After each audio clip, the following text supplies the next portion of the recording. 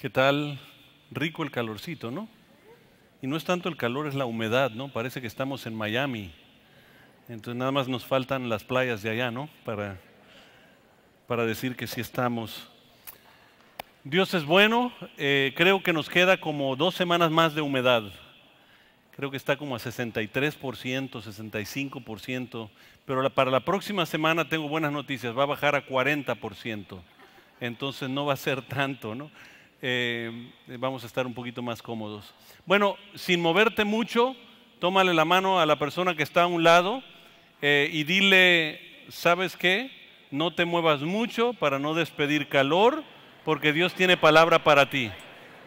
Ni aromas tampoco. Señor Jesús, abrimos nuestro corazón para recibir tu palabra en este día. Sabemos que tú tienes algo muy especial para nosotros. Bendice a la persona que está a mi lado y también háblale así como me hablarás a mí. En el nombre de Jesús. Amén. Amén. Biblias en alto. Aquellos que me están viendo por pantalla también, sus Biblias, tómenlas y levántenlas ahí solitos. De todos modos, nadie los puede ver y nadie se va a burlar de usted.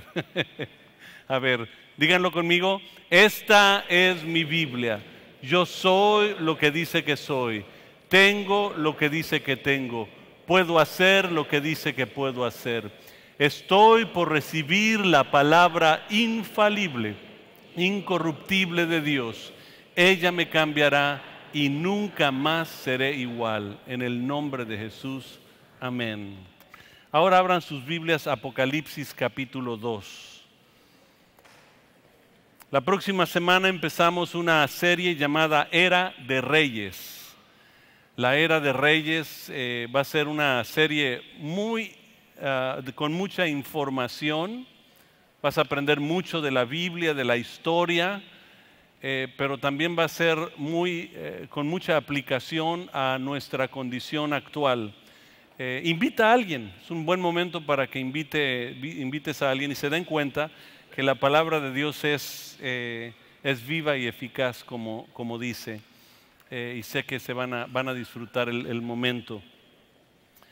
Pero como preámbulo a todo eso, quería hablarles yo de Apocalipsis capítulo 2, de la iglesia de Éfeso, y lo que Dios nos habla ahí. Entonces, ¿ya tienen Apocalipsis capítulo 2? Vamos a empezar leyendo. Escribe al ángel de la iglesia en Éfeso, el que tiene las 7 estrellas en su diestra, el que anda en medio de los 7 candeleros de oro, dice esto.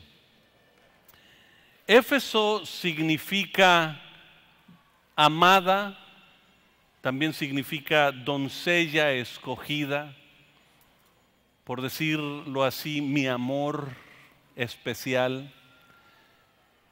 Curiosamente, en el mensaje a las 7 iglesias, cada iglesia que Dios escogió para hablarle a toda la iglesia es una representación de algo que Él tiene que decirnos. Aún el nombre mismo tiene que decirnos muchas cosas.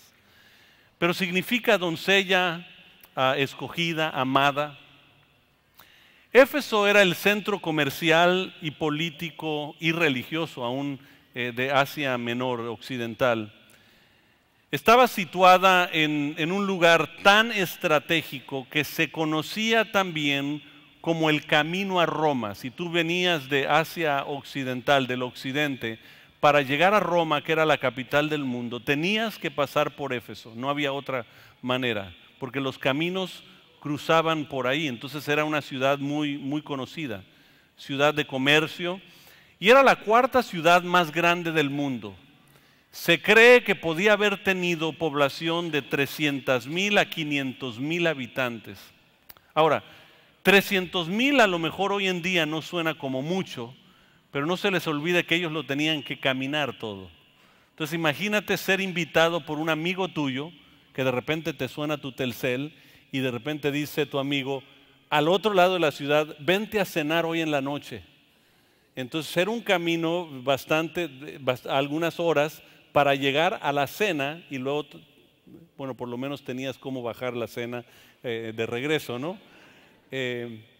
Entonces es distinto los tiempos ahora. Entonces 300,000, estamos hablando de una ciudad bastante grande.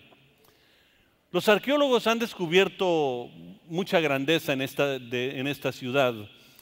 Por ejemplo, las ruinas del templo de Artemisa o Diana, que era la diosa de la fertilidad. Este es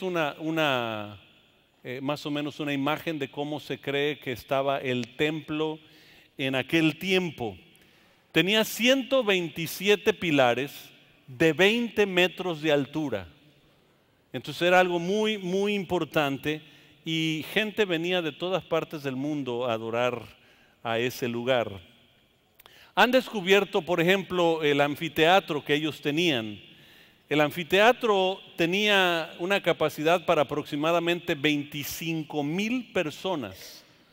Ahora, imagínense que todo lo tenían que hacer sin bocinas como lo tenemos hoy en día. Y la gente escuchaba, estaba hecho arquitectónicamente de una manera en que la voz, el sonido pudiera rebotar aún mucho más y alcanzar hasta las regiones más lejos. Pero también la gente en la cultura ponía su atención a lo que estaba sucediendo, era un momento muy especial. Ellos tenían por costumbre tener sus propias olimpiadas. En Atenas, obviamente, en Grecia empiezan las olimpiadas, pero en Éfeso tenía sus propias olimpiadas, algo para la localidad, y era muy famoso en este anfiteatro poder celebrar esas cosas. Aparte, Éfeso era una ciudad muy supersticiosa, tenían mucha práctica satánica. Y la biblioteca más grande del mundo, que contenía los libros de hechizos y todo eso, se encontraba en Éfeso. Y este es más o menos la biblioteca que queda en Éfeso, la biblioteca más grande del mundo, pero sobre todo en cuanto a hechizos. Tú querías saber cómo echarle la sal a tu vecino o lo que sea, tú ibas a la biblioteca ahí, no sé si se dice echarle la sal o todo eso porque no practico yo de esas cosas, ¿no? Pero iban a esa biblioteca, era un lugar muy interesante, entonces en lo político, en lo religioso, en lo económico, era una ciudad sumamente importante. Y Dios escoge esta ciudad precisamente por la importancia de la ciudad, pero también por el nombre que lleva. Pablo ministró en Éfeso 3 años. En la segunda ocasión que está ahí, deja a pastores, a Priscila y Aquila como pastores en esa región. El pastorado era muy distinto antes a lo que es hoy en día. No había una persona que pastoreaba por iglesia, había una persona que pastoreaba la región. Un concepto muy similar a lo que siempre don Fermín hablaba de ello. Que él mandaba a las personas a pastorear las ciudades y no la localidad. Entonces era la manera que se hacía. Y aparte menciona a Priscila antes que Aquila. Eran casados, pero la mujer en la cultura judía no se mencionaba, o si se mencionaba siempre segundo. Y solo la mencionabas primero cuando tenía una posición de más importancia o una posición económica mucho más importante, venía de alguna familia muy, muy importante.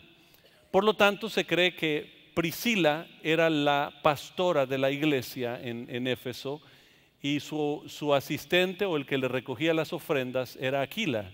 Entonces él era el edecán y el todo lo demás, ¿no? Que hacía. ¿Verdad, Marco? Así se hace, ¿no?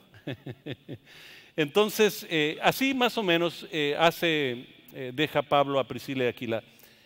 La segunda vez que deja a alguien, deja a Timoteo, un jovencito, un joven de unos 22, 24 años, que se queda ahora ahí. Pablo se va a Roma y en Roma es encarcelado. Entonces, al estar encarcelado, pues primero cuando lo dejó ahí le dijo, espérame aquí, trabaja aquí un tiempo, voy a Roma, al rato regreso por ti. Entonces imagínense el jovencito feliz de la vida, voy a trabajar y al rato vienen por mí, ya nos vamos. Y de pronto recibe una carta de Roma diciendo, ¿sabes qué? Siempre no voy a regresar, ¿no? Ya está encarcelado y ya presiente Pablo que ya es sus últimos tiempos y y no regresa, y le escribe primera y segunda de Timoteo. Esa es la ciudad de Éfeso. Éfeso también es conocida porque Juan, el que escribió el Evangelio de Juan, uno de los discípulos de Jesús, se llevó ya mayor a la mamá de Jesús, la madre de Jesús, María.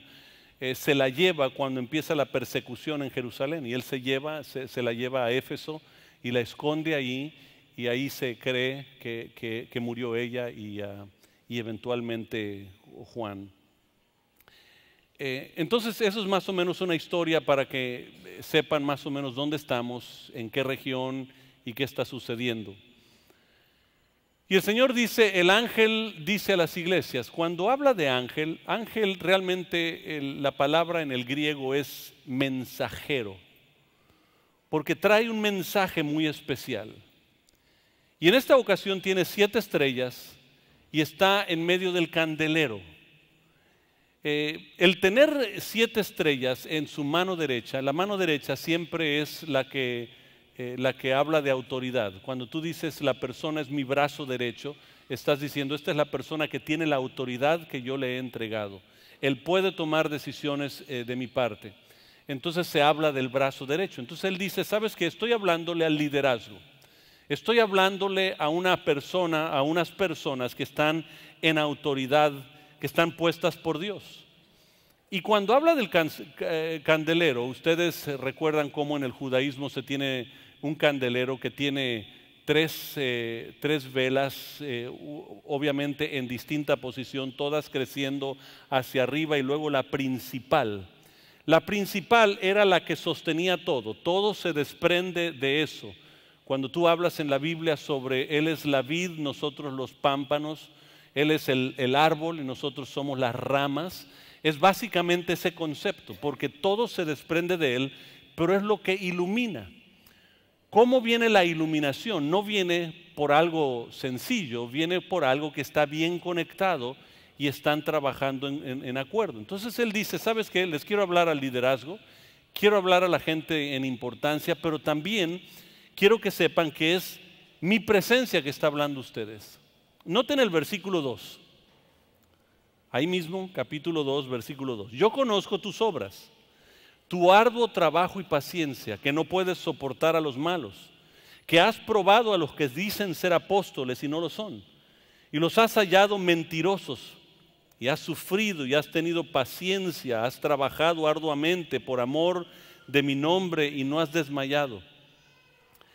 El inicio de este mensaje es una aprobación del trabajo que han hecho. Han hecho una labor importante como iglesia. Pero noten la frase, yo conozco tus obras. O sea, no hay nada que tú puedas esconder de Él. Él lo sabe todo.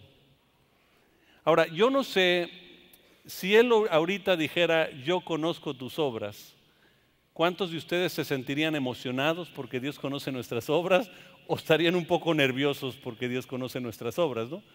Pero Él dice, yo conozco tus obras y déjame mencionarlas. Ahora, la palabra también quiero hablarles de la palabra obras, en el griego skopos. Esa palabra no es nada más un trabajo, sino significa trabajar hasta quedar totalmente agotado. Yo no sé si ustedes han trabajado de esa manera en alguna ocasión, donde le estás echando ganas a algo hasta quedar totalmente rendido, o sea, acabarte con tus fuerzas, agotarte. Y Él dice, mira, yo conozco de qué manera has trabajado. Yo conozco que le has echado ganas hasta quedar rendido, porque esa es la manera para ti de trabajar. Pero no solo eso, mira, yo conozco tus obras y después dice que no has soportado a los malos. O sea, que has estado dispuesto a levantarte en contra de aquellos que se dicen ser apóstoles. Ahora, es curioso porque nosotros necesitamos poder determinar de alguna manera. Nosotros no tenemos la autorización bíblica para juzgar a alguien si es cristiano o no. La Biblia, de hecho, Jesús mismo lo dijo, tú no puedes decir quién sube al cielo y quién baja al Seol. O sea, nos prohíbe esa parte. Hay muchos que sí dicen que podemos juzgarlos por sus frutos. No, la Biblia dice que el falso maestro y profeta se conoce por sus frutos. O sea, lo que yo enseño, si es de la palabra de Dios, va produciendo el fruto. Y el fruto no se ve de un día a otro. Va produciéndose, va creciendo. Entonces tú ves el fruto de una enseñanza a los años. Si la persona siguió, si la persona creció, si las personas están haciendo lo que deben, si produce unidad. Si no ves el fruto, eso entonces no fue un verdadero maestro. Pero no quiere decir nada de su vida cristiana. Su vida cristiana es independiente con Dios. Pero hay mucha gente que quiere juzgar a la gente por sus frutos. No juzgues a la gente por sus frutos, juzga a los maestros. O sea, la enseñanza que yo les estoy dando aquí, ustedes tienen todo el derecho en irse a la casa y empezar a revisar si es o no es. En Hechos, el apóstol Pablo aplaudía a la iglesia porque decían: ustedes son más nobles que los otros, porque van y revisan lo que yo he enseñado para ver si las cosas son así. De hecho, en una ocasión el apóstol Pablo dice: si soy yo o un ángel del cielo que viene a ustedes y dice algo contrario a lo que ya está establecido en fundamento por el Señor Jesucristo, pues se ha rechazado. Entonces ese es el fruto. Dice: y ustedes en Éfeso han distinguido el mal, han distinguido a aquellos que son falsos apóstoles o maestros de la palabra, han sabido quiénes son y los han parado. Les aplaudo por eso. Pero no solo eso, paciencia. O sea, imagínense, gente paciente en poder esperar que las cosas se produzcan. Híjole, cuando yo leo esto, yo digo: ¿qué iglesia más ideal era esta? Era todo lo que uno anhela en una iglesia: trabajadora,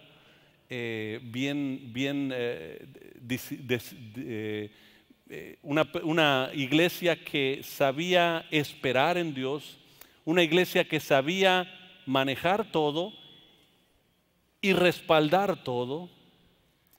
Una iglesia ideal. Noten el versículo 4. Pero tengo contra ti que has dejado tu primer amor. Wow, una iglesia que trabaja tanto, pero a pesar de todo lo bueno, se han apartado de su primer amor. La palabra primer amor en el griego, protos ágape, significa que habían abandonado el mejor amor. ¿Cuál es el mejor amor? Miren, no somos salvos por obras, somos salvos por ¿qué? Por gracia sois salvos, no por obras, para que nadie se gloríe. O sea, nuestra salvación no viene por lo que yo hice. Entonces, ¿en qué momento de nuestro caminar en Dios se convierte en lo que hacemos y no lo que hemos recibido? ¿En qué momento?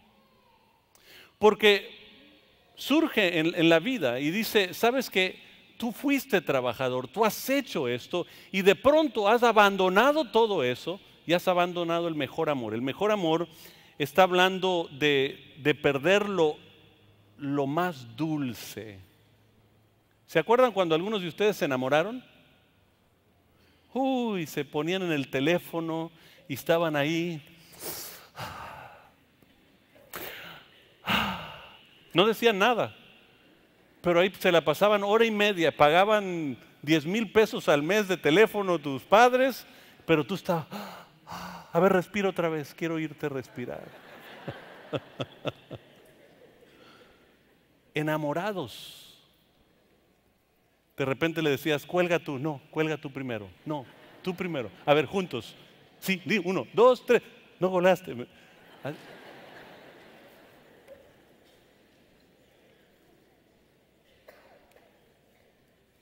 Estaban tan preocupados por el trabajo, en defender el evangelio, en ganar gente para la iglesia, que se olvidaron de algo que se llama intimidad con Dios. Fíjense que nosotros, hay un momento donde tú recibes al Señor y llegas al Señor y a veces te sientas a orar.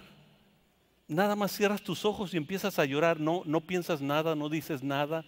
Hay algo de intimidad con eso.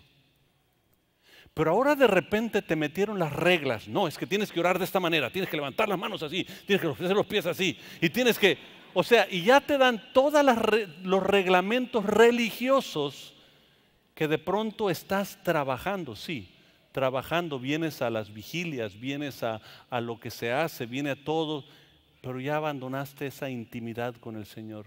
Señor, solo quiero escucharte respirar. Juan se acostaba, dice que se recostaba en el pecho de Jesús. Imagínense, escuchaba el latido del corazón de Jesús. Es todo. Sentarse ahí a eso. ¿Y qué fue lo que... Ahora, no es perdieron su primer amor.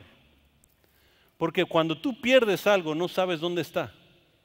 Yo he perdido llaves de la casa. ¿Cuántos han perdido llaves de la casa? Yo he perdido como 3 sets de llaves de la casa en este año y medio más o menos. Entonces, si encuentran llaves, lo más probable es que ya tienen llaves de mi casa.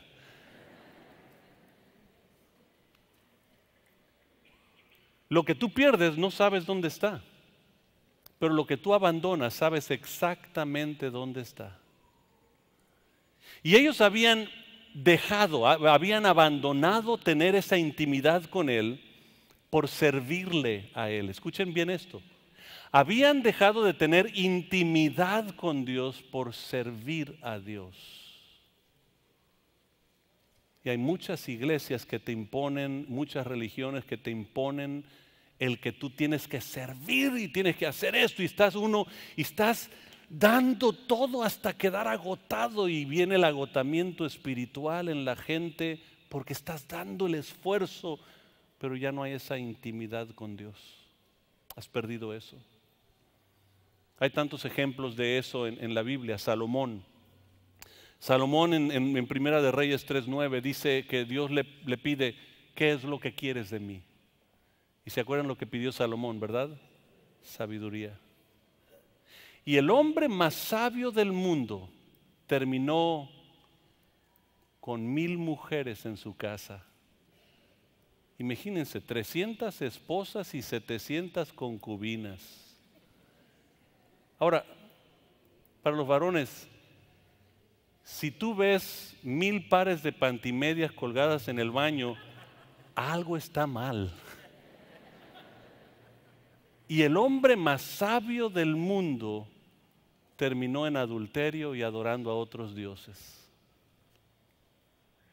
Qué distinto fue David. David cometió todos los pecados habidos por haber, pero una cosa siempre él decía, Salmo 23, quiero morar en la casa tuya todos los días de mi vida, Señor. ¡Wow! Él anhelaba tener una intimidad con Dios porque el Señor es mi pastor y nada me faltará. Hay una diferencia. Por eso nosotros en el proceso de servir al Señor perdemos esa intimidad.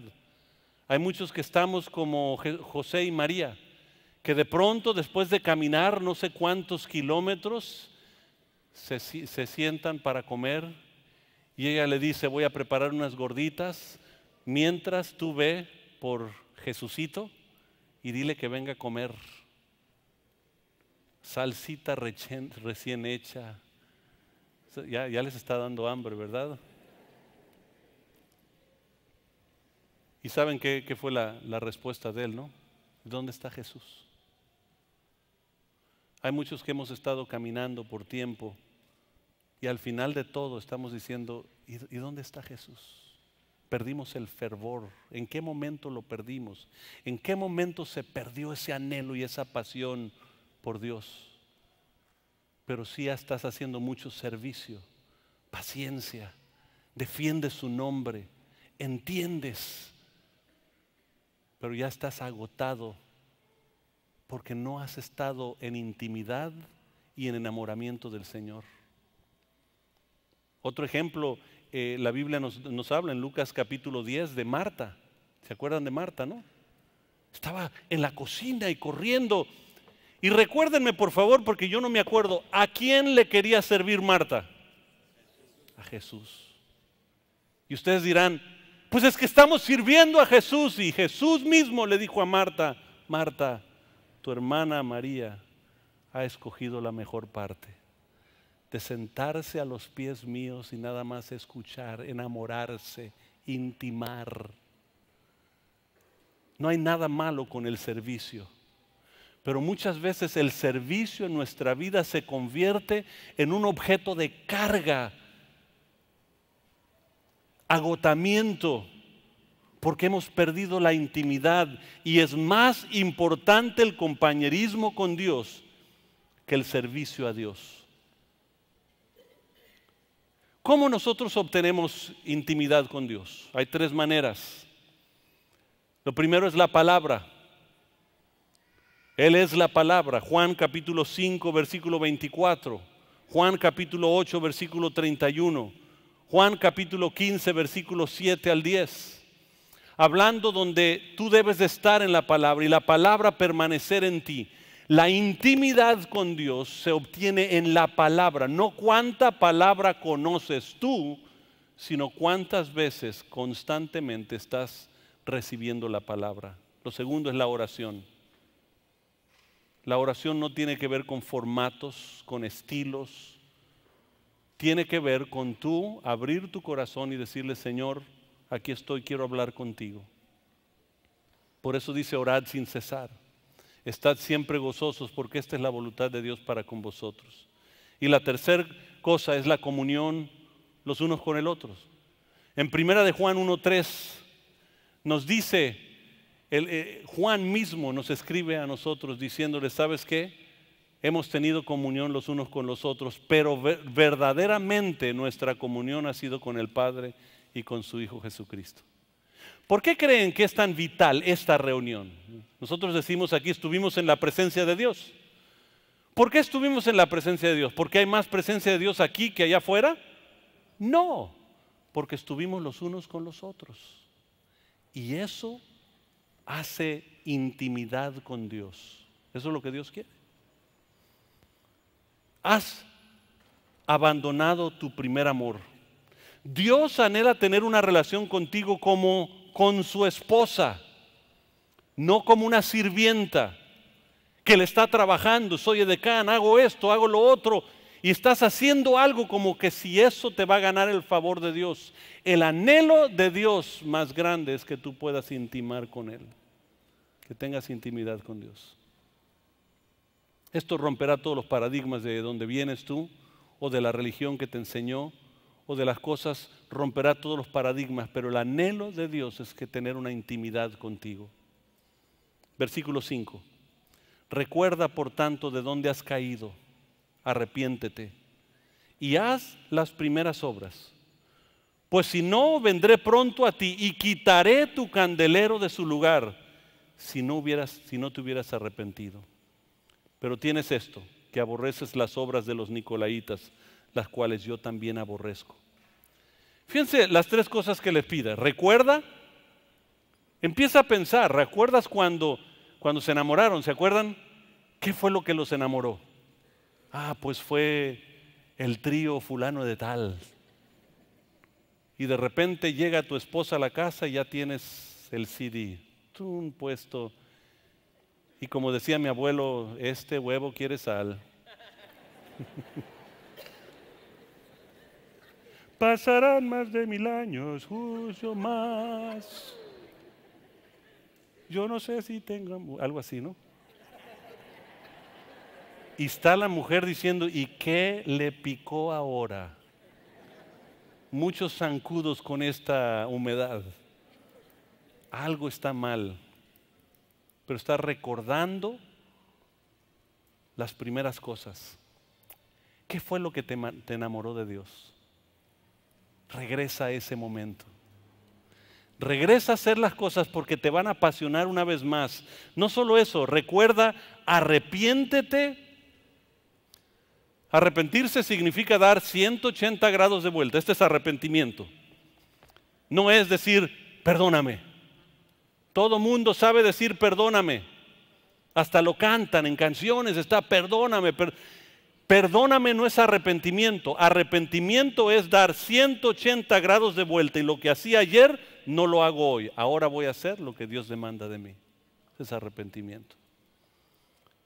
Y la tercera cosa dice, haz las primeras obras. Aquello que hacían cuando recién se enamoraron con el Señor. Dice, si hacen esto, vendrá bendición. Y si no, dice, quitaré el candelero de entre ustedes. ¿Qué hace un candelero en la noche? Da luz. ¿No se han dado cuenta que como iglesia ya no somos luz en medio de la oscuridad? Amados, no debemos de estar teniendo que decirle a todo el mundo, somos cristianos, aquí estamos en la arena. La gente se tiene que dar cuenta a solas porque la luz ilumina todo. Tienen que empezar a venir a buscar porque hay transformaciones. Mi vecino era pero bien mal, y ahora empezó a ir a la arena y de repente está transformado. No sé qué le pasó, le dieron a lo mejor algo, no sé qué. Eso tiene que suceder. ¿Por qué no sucede? Porque muchas veces estamos trabajando, haciendo y defendiendo con paciencia, con fervor, hasta acabarse las fuerzas. Pero ya no estamos enamorados de Dios. La gente no necesita más religión. Tenemos de todo.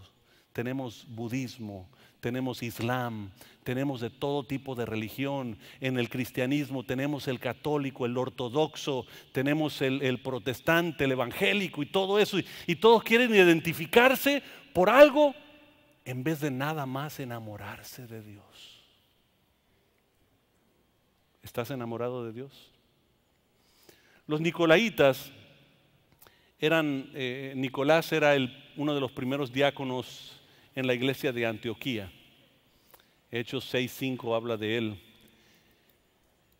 Y era el que se encargaba de un comité para revisión si la gente estaba haciendo lo que decía la ley.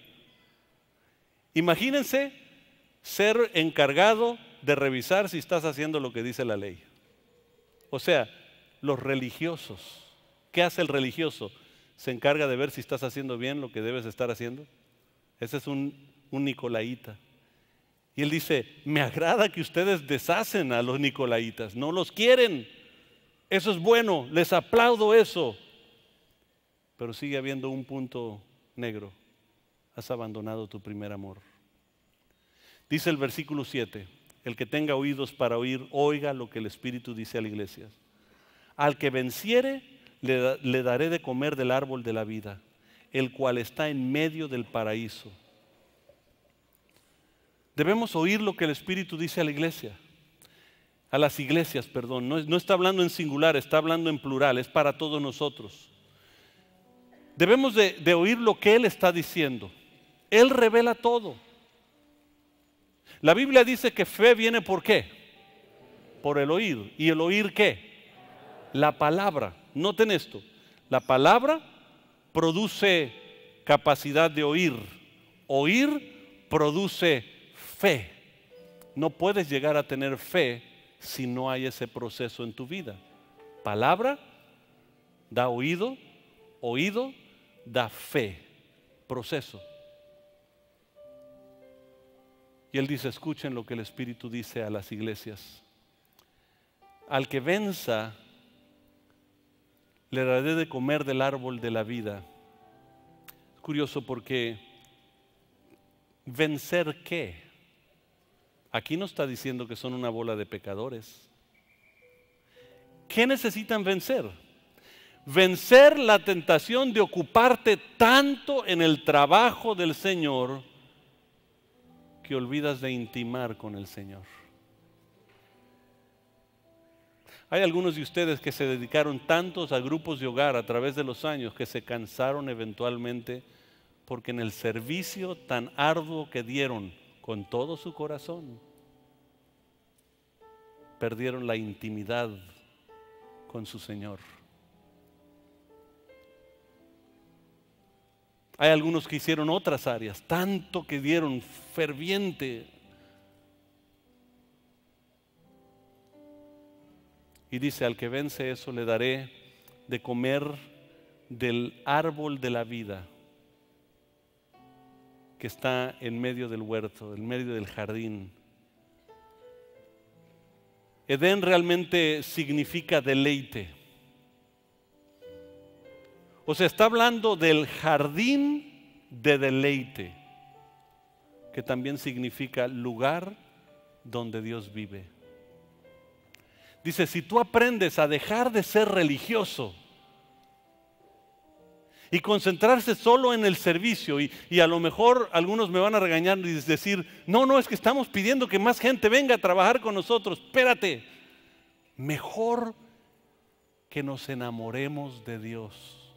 Miren, el que está enamorado, yo no sé si ustedes se han dado cuenta, parejas a lo mejor han observado de esto.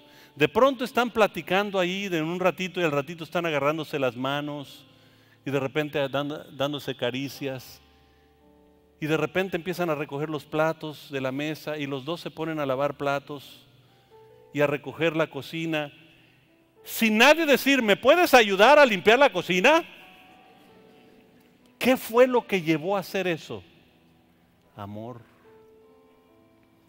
Porque el amor te lleva a dar servicio sin que jamás sea una carga cuando te enamoras de Dios.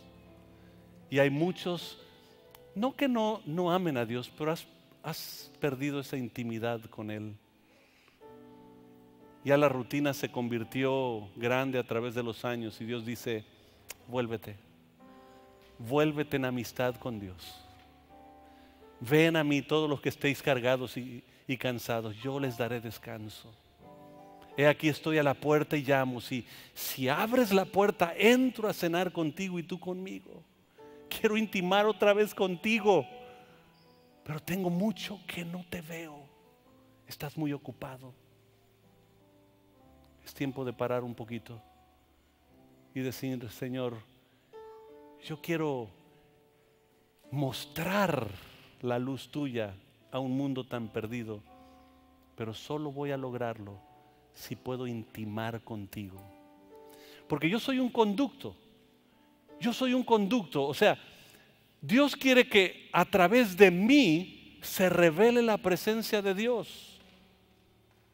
Yo soy el candelero que Él quiere que ilumine. Por eso hablamos la semana pasada del perdón. Perdónanos nuestras deudas como nosotros perdonamos.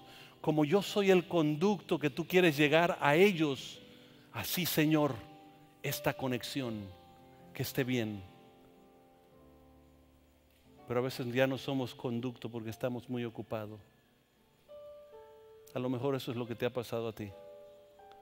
A lo mejor por eso estás tan cansado del tiempo, de las cosas. El Señor dice, regresa, te amo. Eres mi doncella amada. Señor Jesús, gracias por tu palabra. Llega al corazón de cada uno y que podamos entender, Señor, que necesitamos restablecer una relación íntima contigo, Señor. Regresar a hacer las cosas que un día hacíamos. Recordar las cosas, Señor. Por eso decía el salmista David, Señor, innumerables son tus obras conmigo, no las puedo contar. Señor, que podamos como el rey David llegar ante ti y decir, lo que anhelamos no es bendición, no es sanidad, lo que anhelamos de ti no es sabiduría, todas las otras cosas que pudieras darnos, anhelamos estar en presencia tuya todos los días, Señor. Eso es lo que queremos vivir. Ayúdanos a llegar a vivir eso en el nombre de Jesucristo. Amén. Vamos a entregar a Dios nuestros diezmos y nuestras ofrendas. Si necesitas un sobre, levanta tu mano. La Biblia dice, honra al Señor con tus bienes. Este es honrarlo, este es amarlo. Esta es parte de obedecerlo, que tú confías más en Él que cualquier otra cosa. Y Él todo lo que pide de ti es que tú seas obediente en esto. Y la bendición estará contigo. en lo que nosotros levantamos nuestra voz. Levanta tu voz con nosotros. Quiero que pasen las canastas de una vez, por favor, y levanta tu voz.